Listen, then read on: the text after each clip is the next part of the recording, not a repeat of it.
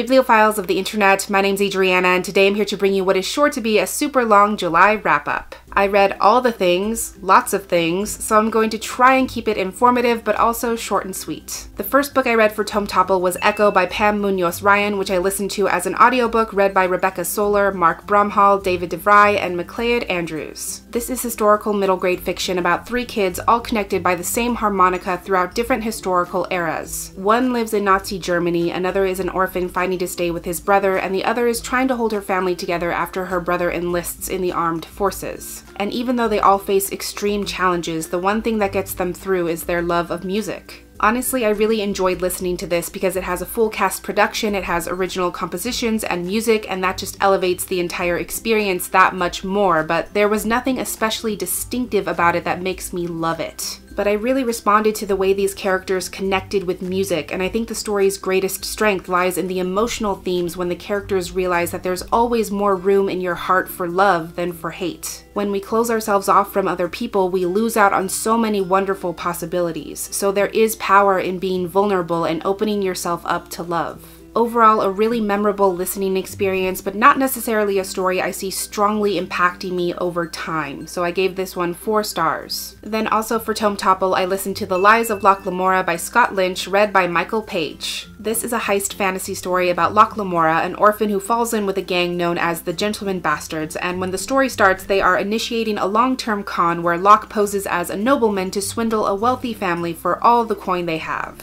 As the plot moves forward, at the same time, people are trying to catch and expose Loch for the thief lord he is, and before they know it, their simple con explodes into a life or death complex. The best thing about this story is just that it's fun. It's chock full of shenanigans and nonsense. It very strongly reminds me of like Casanova 2005 with Heath Ledger, but without the womanizing and seduction, just because Loch is also a character who will change identities at a moment's notice or just completely make something the fuck up if it means getting out of a tight spot. And he focuses so much on the short term in that way that when all these lies keep building up and come back to bite him in the ass, it's just really entertaining and hilarious. I would also say the clever banter and tight-knit friendship between the Gentleman Bastards was also a strong point. Still, I wouldn't say I bought into the hype, I wouldn't say this is like the absolute best fantasy book ever, and I'm not necessarily in any rush to read book 2, but I still really enjoyed this and I gave it 4 stars. Then since I finished my Tome Topple TBR a few days early, I had a gap with nothing to read, so very much on a whim I listened to Fox by Nadine Brandis, read by Oliver J. Hembrow. This is historical fantasy that reimagines the assassination plot of Guy Fawkes from the perspective of his son, Thomas. In this alternate version of England, there is something called color magic, where people can bond with certain colors and then manipulate everything around them that has that same color in it. Thomas is desperately hoping to bond with Gray because he's contracted the stone plague, and eventually the stone will spread from his blind eye throughout his body unless he can find a way to push it back. He goes to seek help from his father, who brings him into the infamous gunpowder plot as a means to wipe out a group known as the Igniters, who they believe are responsible for starting and spreading the plague. Full disclosure, I really did not enjoy this. I only listened to it because I'll listen to any book with a great narrator, and Oliver J. Hembrow is an extraordinary narrator who really brought this mediocre story to life. So I stayed for his voice. I don't regret it, but I also did not like it. Not only are there a bunch of subplots and character threads that never really come to a boil, not only is the hatred between Keepers and Igniters murky at best, not only does the story fail to truly acknowledge oppressed groups with any kind of nuance, but the way the story handles disability is hella suspect. What rubs me the wrong way is that the story poses Thomas's disability as a major obstacle and then revokes his disability and reinstates it as needed in order to add dramatic effect, which is kind of gross. And because this illness has vague magical ties, it's kind of messed up for people who maybe share that disability to see that there's a magical solution to this condition. The characters just have to find it and then they'll be good, and that cure will be like a reward for their personal growth. It's all bad. I think there are ways to do it, and this was not it. And Thomas is an insufferable human. I don't mind when characters are not sure of themselves, when they make mistakes, when they act rash, when they act out, but this boy is just confused for like 99% of the book. He is a doormat who just goes along with things, not really knowing what's going on, refusing to commit to anyone's side for like no actual reason. And then he knows like one marginalized person and all of a sudden he thinks he's super woke and that everyone else is heinously ignorant and that his wokeness is going to single-handedly dismantle the government. And I'm like, please, stupid melodramatic boy,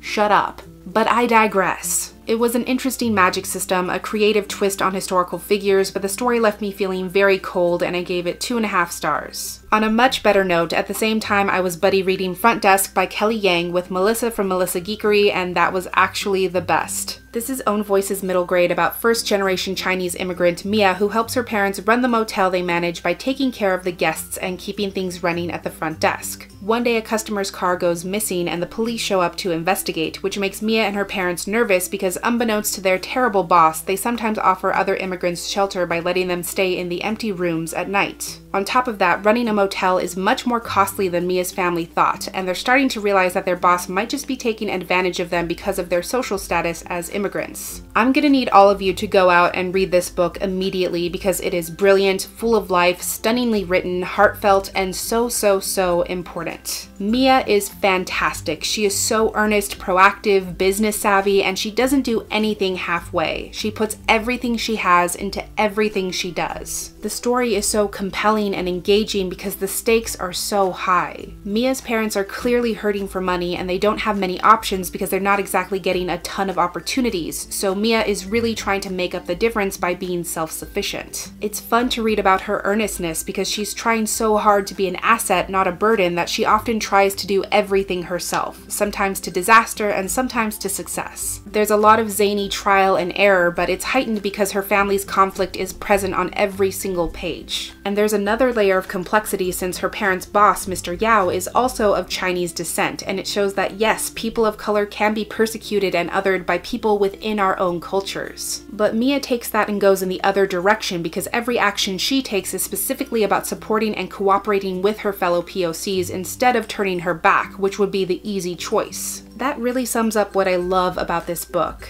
It realistically discusses the cycle of poverty, the social and economic hardships immigrants face, but more importantly, it shows how the world defaults to exclusion, and this story is about what happens when you dare to include, and I think everything about this story is true to that message. This was amazing, and it more than earned its rightful 5 stars. Then we get into the stuff I read for Get Graphic, which was so much. I may not even give proper synopses for these series, and I'm gonna try and keep my thoughts super brief. At the beginning of the month, I read volume 12 of Boku no Hero Academia by Horikoshi Kohei, and for Get Graphic, I continued on with volume 13, which was great. This series is about young superheroes in training in an increasingly dangerous world, and it is my life force. My favorite thing about this series is that it's not one note. It's not just about kids discovering a superpower and that's it. They're constantly having to adapt and grow and change, sometimes in a very short amount of time, and it makes me feel so many things. My 2 sons, Bakugo and Midoriya, are in a really compelling place by the end of volume 13, and I just can't wait to see what happens next. Then I read volume 7 of Giant Days, and surprising no one, it was fantastic. I just can't say enough about the friendship between Daisy, Esther, and Susan. It's so pure, it's so engaging, and I love how they take mundane situations and fixate on them until they become a thing. I find myself laughing out loud constantly, and I love how genuine and accepting this friend group is. This series is truly magic. Then I read the manga adaptation of Ruby, adapted by Shiro Miwa. This is an action-packed fantasy series about a world overrun by horrific creatures known as Grimm, and the 4 main girls, Ruby, Weiss, Blake, and Yang, are all attending Beacon Academy to be trained in combat. Or, more accurately, they are training to become hunters. I really enjoyed this manga adaptation because it was more of an homage to the series, where each chapter gives a more in-depth look at the promo trailers you're supposed to watch before volume 1, which do get referenced in the show and are integral to the series. So it was nice to go back to the characters' origins in a way and get more insight into those situations. There's also a joint mission at the end with Team Ruby and Team Juniper, which brought me to life. The tone of the characters is consistent with the show, and it's cool to see some original content that really feels like it fits in with the canon content. However, I will say you have to have watched Ruby to fully appreciate it. I definitely would not recommend going in blind and having this be like your first exposure to the show, but I gave this 4.5 stars. I also read the official Ruby manga anthology, which I did not enjoy as much. This definitely felt more fanfiction-y, like it was very clear that these side episodes were not canon in any way, and there were some instances where I felt like the content was not true to the characters. It was a bit gratuitous. Plus, it's really hard to adjust to 20 different art styles, 20 different ways of paneling and structuring, 20 different stories that are vastly different in tone. So I would say this anthology is more for mega fans who want to consume all things RWBY and see their faves doing all the things, which yes, in fact, is me, but I believe I gave this one 3 stars. Then I read a few issues of Dodge City by Josh Trujillo and Kara McGee. This is an all-ages sports comic about this underdog dodgeball team called the Jazz Pandas who are trying to fight their way from the bottom of the league to the top against all odds. Listen, this comic is a gift. It's written by a queer Latinx author, the main character is Latinx, almost all the supporting cast are POC, one of the teammates is super into cosplay, there are queer girls, there is a fat deaf character who could be queer, there's that underdog mentality, there's sports, there is nothing I shall want. It is a treasure. It is beautifully designed in a way that captures the action and the emotion. There's really great conflict on and off the court. It needs to be read by everyone, and I gave these issues 4.5 stars. Then I read The High School Life of a Fudanshi Volume 1 by Michinoku Atami. I didn't enjoy this one as much as I wanted because I think there's obviously some problems with how Japanese culture inherently fetishizes yaoi and yuri as entertainment for people who are largely cis and not queer, and instead of acknowledging that as I hoped it would, the story plays into that. I love the tone and the format. There's some good stuff in here about being supportive, being open-minded, and the validation that comes from connecting with people who love what you love, but there were still parts in here that left me feeling a little bit squicky as a queer reader, so ultimately I gave this one 3 stars. And I also read Dream and Sun Volume 1 by Takano Ishigo. It's a slice-of-life shoujo manga about a girl with a dysfunctional family who runs away and through a series of wacky events falls into a new living arrangement with some classmates. It's a super cute, heartfelt series with an amazing sense of humor about a character who just wants the freedom to live her life, fall in love, and make mistakes. I really love the lighthearted dynamic between these housemates and how they can sense exactly what each person needs in that moment and how they do their best to offer support. There's also kind of a love triangle being set up, but it's good, and for once I really wouldn't be mad either way it ends up, which is definitely a plus. I gave this one 4 stars. Then my poetry collection for July was Calling a Wolf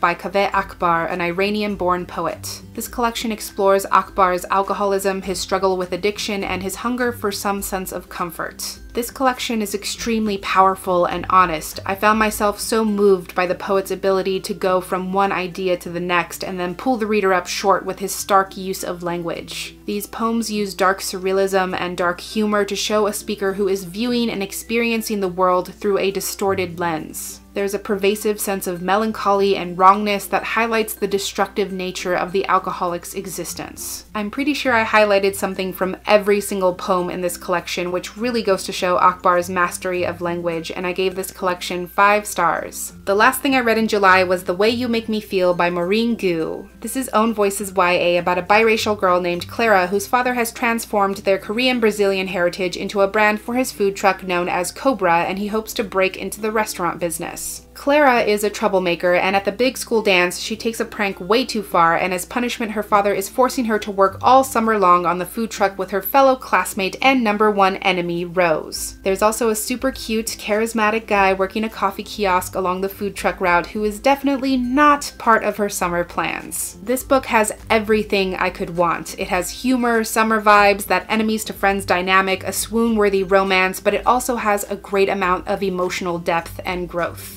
This story really gets into why Clara defaults to being a trickster and a prankster, and that's because it keeps her at arm's length and keeps her from feeling the real stuff. If you're making fun of everything, you don't have any serious expectations and you won't feel disappointment. Clara always goes for what's easy, and she's always been able to take the easy route and get exactly what she wants out of it. But it's this summer where she somehow befriends the girl she used to hate. This summer where she falls in love with someone who is so genuine, authentic, and passionate, and she's realizing it's okay to be real, to go all in, and to commit to each moment. It's terrifying, and you open yourself up to the possibility of being hurt, but the things that are real and true are worth protecting. I love this, and I gave it 4.5 stars. So those are all the books I read in the month of July. If you read any of these yourself, I would love to hear your thoughts in the comments. But that's everything I have for this wrap up today. Thank you so much for watching this video. I really hope that you enjoyed it, and I will catch you on the flip side of the page. Bye!